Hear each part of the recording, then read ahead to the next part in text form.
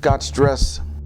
Are you ready to get it under control and find more calm and balance in your life? You can. You just need to know the strategies. Let's talk about it. We all have stress from time to time, but there's a difference between good stress and bad stress. Good stress can inspire and motivate us. It can focus our energies when you and I need to start maybe a new job or take a vacation or learn a new hobby. But bad stress can wear you out. It can leave you jittery, lead to anxiety and confusion. We don't want that kind of stress in our life. So how can we control the bad stress and stay cool, calm, collected in today's sometimes hectic, fast-paced, and unpredictable world? Well, there are many ways to effectively manage bad stress. So let's explore the tools that I'm aware of that you can use to help deal with bad stress. The first tool is mindfulness. It's one of the most effective ways to manage stress. Mindfulness is a practice of being fully present and engaged in the current moment. By focusing on the present moment, you can reduce stress and anxiety. Now, to practice mindfulness, just find a quiet and comfortable place to sit or lie down. Close your eyes and focus on your breath. When your mind starts to wander, just simply bring it back to the attention of your breath. Focus on the breath once again. By practicing this regularly, you can become aware, at least more aware of your thoughts and your emotions, which can help you manage stress more effectively.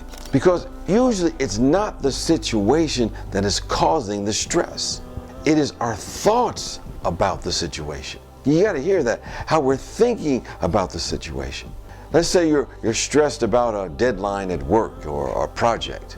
Instead of worrying about what might happen, take a few minutes to focus on your breath. Notice the sensation of the air moving in and out of your body. By bringing your attention to the present moment, you can reduce your stress levels and approach the task with a clear mind. And with that clear mind, you can see solutions to the problem that you are facing. So be in the here and the now. Let that breathing bring you into the present moment. And here's the second tool to reduce stress, and that is gratitude. Gratitude is the practice of focusing on what you have rather than what you lack. By cultivating gratitude, you can reduce stress and improve your overall well-being. One way to practice gratitude is by keeping a gratitude journal. Each day, each morning, write down 3 things you're grateful for. These can be small things, a good cup of coffee or a beautiful sunset or sunrise, or it could be big things like, the love of family and friends. By focusing on the good things in your life, you can shift your perspective and reduce your level of stress. So if you're feeling stressed or anxious about a financial problem, instead of focusing on what you don't have, take a few minutes to write down 3 things you're grateful for. It could be the support of a friend or a family member. It could be a fact that you have a cozy home, or a skill or a talent that you possess that you're really good at. By focusing on what you do have, you can reduce your stress and approach the problem with a more positive outlook. Now, tool number 3 to reduce stress is self-care. It is a key to handling stress. Self-care is about taking care of yourself, as the word suggests. Taking care of yourself physically, taking care of yourself emotionally and spiritually.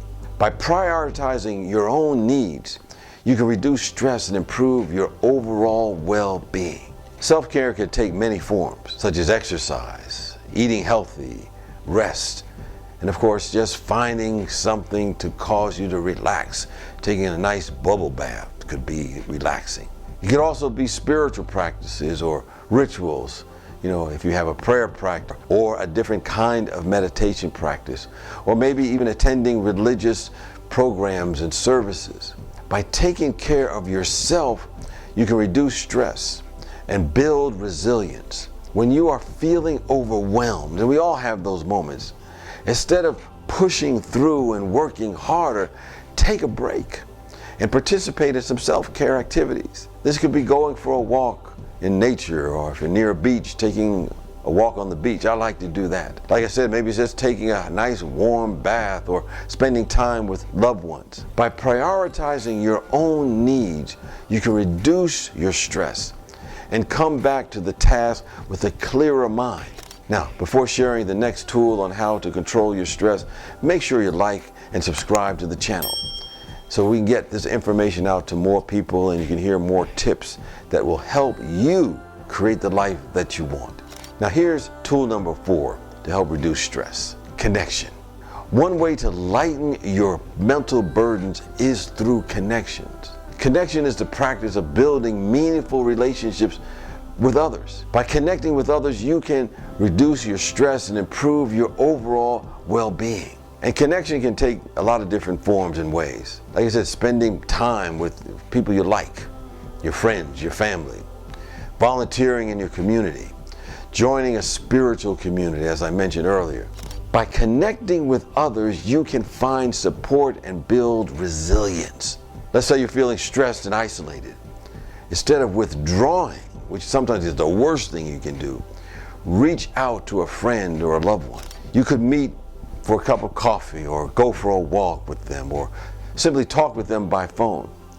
By connecting with others, you can reduce your anxiety and your stress and find support in difficult times. Stress is a common experience in our daily lives. We're going to have those things. But you can manage it by taking a moment to focus on your breath, counting your blessings, prioritizing your own needs, and connecting with those around you. With practice, you become more resilient and better equipped to handle the challenges that life brings us. And I leave you with this: you have the power to create your best life now. Peace out.